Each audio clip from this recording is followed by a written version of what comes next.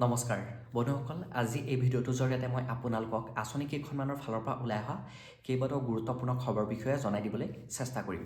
সেই খবৰকেইটা আপুনি জনাটো অত্যন্ত প্ৰয়োজনীয় আৰু ভিডিঅ'টোৰ জৰিয়তে সকলোকেইটা খবৰ বিষয়ে আপোনালোকে জানিব পাৰিব। তাৰ কাৰণে এই ভিডিঅ'টো অকণো স্কিপ নকৰি কণ্টিনিউ শেষলৈকে চাই থাকিব। আৰু এতিয়ালৈকে যদি আমাৰ চেনেলটো আপোনালোকে ছাবস্ক্ৰাইব কৰা নাই তেনেহ'লে এতিয়া গৈ চেনেলটো ছাবস্ক্ৰাইব কৰি ল'ব। গতিকে আহক বেছি দেৰি নকৰি আজিৰ দিনটোৰ গুৰুত্বপূৰ্ণ খবৰকেইটাৰ ফালে আগবাঢ়োঁ। বন্ধুসকল, আজি মই প্ৰথমটো খবৰতে আপোনালোকক জনাই দিব বিচাৰিছোঁ CM টিবুলে আঁচনিখনক লৈ। আমাৰ অসম চৰকাৰে ঘোষণা কৰিছিলে যে 6 ফেব্ৰুৱাৰী তাৰিখৰ পৰা 15 ফেব্ৰুৱাৰী তাৰিখৰ ভিতৰত এই আঁচনিখনৰ অধীনত যিসকল নিবনুৱা যুৱক যুৱতী চিনাক্ত হৈছে পইচা পাবৰ বাবে তেওঁলোকৰ যিটো ধনৰাশি হয় সেইটো মুকলি কৰি দিব বুলি। আৰু ইতিমধ্যে যোৱা 6 ফেব্ৰুৱাৰী তাৰিখে এই আঁচনিখনৰ যি 2.0 সেইটো আমাৰ অসম চৰকাৰৰ মুখ্যমন্ত্ৰীগৰাকীয়ে গুৱাহাটীত শুভাৰম্ভ কৰে। আৰু গুৱাহাটীত শুভাৰম্ভ কৰি পেলাই ৰাজ্যৰ প্ৰায় 74,000 নিবনুৱা যুৱক যুৱতীৰ কাৰণে এই আঁচনিখনৰ পইচাটো মুকলি কৰি দিয়া। আৰু লগতে মুখ্যমন্ত্ৰীগৰাকীয়ে ঘোষণা কৰিছে যে অহা মাৰ্চ মাহত CM টিবুলে 3.0 আহিব আৰু তাৰ বাবে প্ৰায় আৰু 5 লাখ নিবনুৱা যুৱক যুৱতীক এই আঁচনিখনৰ অধীনত অন্তৰ্ভুক্ত কৰিবলৈ যিমান পাৰে সিমান চেষ্টা কৰিব। আৰু এইবাৰ মুখ্যমন্ত্ৰী আত্মনিৰ্ভৰশীল অসম আঁচনি 2.0ৰ যি 74,000 নিবনুৱা যুৱক যুৱতীয়ে পইচা লাভ কৰিছে, ইতিমধ্যে কিছুমান সমষ্টিত পাইছে, কিছুমান সমষ্টিত নাই পোৱা।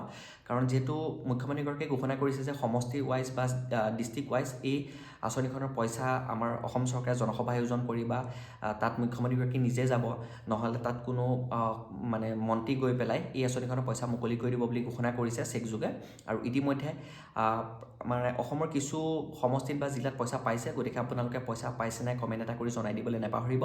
প্ৰথম কিস্তিত আপোনালোকে 75,000 টকা লাভ কৰিব আৰু সেই 75,000 পোৱাৰ পিছতেই 3 দিনৰ এটা প্ৰশিক্ষণ হ'ব আৰু সেই প্ৰশিক্ষণ কমপ্লিট কৰাৰ পিছতেই চুক্তি কৰিব। চুক্তি কৰি পেলাই যিটো দ্বিতীয় কিস্তি 25,000 টকা সেইটো প্ৰদান কৰিব।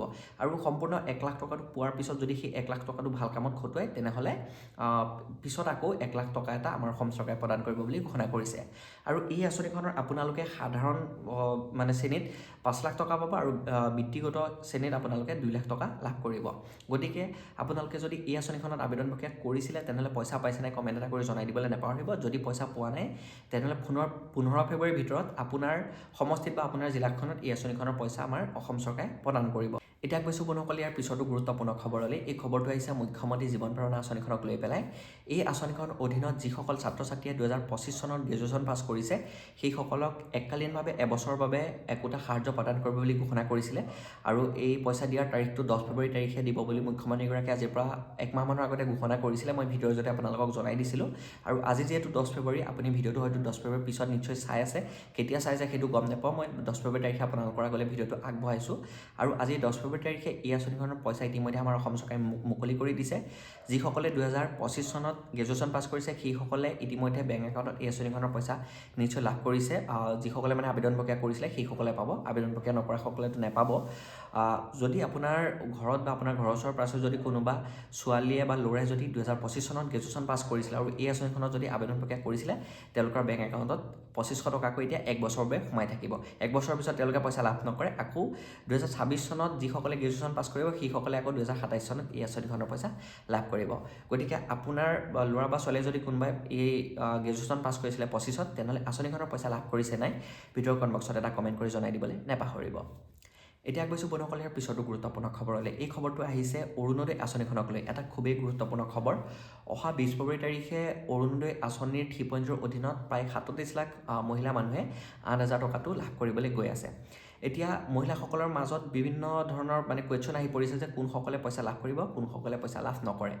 যিহেতু যেতিয়া অৰুণোদয় 3.0 আমাৰ অসম চৰকাৰে মুকলি কৰি দিছিলে তেতিয়া দেখা পোৱা গৈছিলে যে আগতে অৰুণোদয় যিসকলে পইচা পাই আহিছিলে সেইসকলে অৰুণোদয় 3.0 পইচা দিয়াৰ পিছৰ পৰা কিছুমানৰ নাম এই আঁচনিখনৰ পৰা বাদ পৰি গৈছিলে, কিছুমানে আঁচনিখনৰ পইচা নোপোৱা হৈ থাকিলে। আৰু নতুনকৈ বহুতৰ নাম অন্তৰ্ভুক্ত হ'ল, সেইসকলে এতিয়া পইচা পাই আছে। প্ৰায় এতিয়া 37 লাখ হিতাধিকাৰী এই আঁচনিখনৰ অধীনত পইচা মানে প্ৰত্যেক মাহে পাই আছিলে, কিন্তু আজিৰ একমাহমানৰ পৰা আঁচনিখনৰ পইচা দিয়া নাই। ইতিমধ্যে মুখ্যমন্ত্ৰীগৰাকীয়ে ঘোষণা কৰিছিলে যে 20 ফেব্ৰুৱাৰী তাৰিখে আঁচনিখনৰ অধীনত 8,000 টকাকৈ 37 লাখ মহিলা মানুহক প্ৰদান কৰিব। আৰু মাজত বেছি দিন নাই, গতিকে আপোনালোকে যদি এই আঁচনিখনৰ পইচা পাম বুলি যদি আপুনি ভাবি আছে, আপোনালোকে কেইটামান কাম কৰিব লাগিব, বা আপুনি যদি এই আঁচনিখনৰ এগৰাকী হিতাধিকাৰী হয়, তেনেহ'লে এতিয়া আপোনাৰ যিটো বেংক একাউণ্ট আছে সেই বেংক একাউণ্ট আধাৰ কাৰ্ডৰ সৈতে লিংক কৰিব লাগিব। যদি আধাৰ কাৰ্ডৰ সৈতে লিংক হৈ আছে, তেনেহ'লে আপুনি বেংক একাউণ্টটো পইচা ওলোৱা সময় কৰি ৰাখিব লাগিব। আৰু যদি আপুনি পইচা ওলোৱা সময় কৰিও ৰাখিছে, তেনেহ'লে আপোনাৰ আধাৰ কাৰ্ডত যিটো এক্টিভ মোবাইল নাম্বাৰ লিংক হৈ আছে সেইটো বেংক একাউণ্টতো আপুনি লিংক কৰি ল'ব লাগিব। গতিকে মুঠতে আপুনি বেংকত KYC দিব লাগিব। যদি আপোনাৰ KYC দিয়া নাই, অতি সোনকালে বেংকত KYC দিয়া কামসমূহ কৰি লওক, নহ'লে আপুনি এই আঁচনিখনৰ পৰা বঞ্চিত হ'ব। আৰু এটা খবৰ আহিছে যে এইবাৰ সেইসকল হিতাধিকাৰীয়ে হয়তো পইচা নাপাব পাৰে, যিসকল হিতাধিকাৰী ঘৰত নতুনকৈ অসম চৰকাৰৰ 3য় বৰ্গতেই হওক বা 4ৰ্থ বৰ্গতেই হওক বা শিক্ষকতেই হওক, মানে অসম চৰকাৰৰ যিসমূহ চাকৰি হয়, সেই চাকৰি যদি সেই পৰিয়ালৰ কোনোবাই চাকৰি পাইছে, মানে সেই ঘৰখনত, তেনেহ'লে তাত যদি কোনোবাই অৰুণোদয় পাই আছিলে আগৰ পৰা, তেওঁলোকে অৰুণোদয় নাপাব। কাৰণ যিসকলে নতুনকৈ চাকৰি পাইছে সেইসকলে নিশ্চয় গম পাইছে, এপইণ্টমেণ্ট লেটাৰখনৰ লগতে তেওঁলোকে এখন অৰুণোদয় মানে ডিক্লেৰেশ্যন ফৰ্মত চাইন কৰিছিলে যে অৰুণোদয় যদি কোনোবাই পইচা পাই আছে তেওঁলোকৰ নাম অৰুণোদয়ৰ পৰা বাদ পৰিব বুলি। গতিকে যিসকলৰ পৰিয়ালত নতুনকৈ চাকৰি পাইছে, মানে ফেমিলিত, সেইসকলৰ মানে নাম এই আঁচনিখনৰ পৰা বাদ পৰি যাব বুলি খবৰ আহিছে। আৰু যিসকলৰ নাম ৰেচন কাৰ্ডত আছে বা যিসকলে অৰুণোদয় টিপঞ্জীয়ত আবেদন প্ৰক্ৰিয়া কৰিছিলে, সেইসকলে নিশ্চয় এই আঁচনিখনৰ পইচা লাভ কৰিবলৈ গৈ আছে। অহা 20 ফেব্ৰুৱাৰী তাৰিখে দিনৰ 11 বজাত 8,000 টকা এই আঁচনিখনৰ অধীনত লাভ কৰিব। গতিকে আপুনি পইচা পাবৰ বাবে সম্পূৰ্ণ সাজু হৈ আছে নাই, ভিডিঅ' কমেণ্ট বক্সত এটা কমেণ্ট কৰি জনাই দিবলৈ নাপাহৰিব। এতিয়া বন্ধুসকল আগবাঢ়িছোঁ পিছৰটো গুৰুত্বপূৰ্ণ খবৰলৈ। এই খবৰটো আহিছে প্ৰধানমন্ত্ৰী কৃষক সন্মান নিধি আঁচনিখনক লৈ। আপুনি যদি এই আঁচনিখনৰ এগৰাকী কৃষক হয়, তেনেহ'লে আপোনালোকৰ বাবে এটা ভাল খবৰ যে অহা ফেব্ৰুৱাৰী 27-28 তাৰিখ বা মাৰ্চৰ 1-2 তাৰিখে আপুনি এই আঁচনিখনৰ পইচা লাভ কৰিবলৈ গৈ আছে।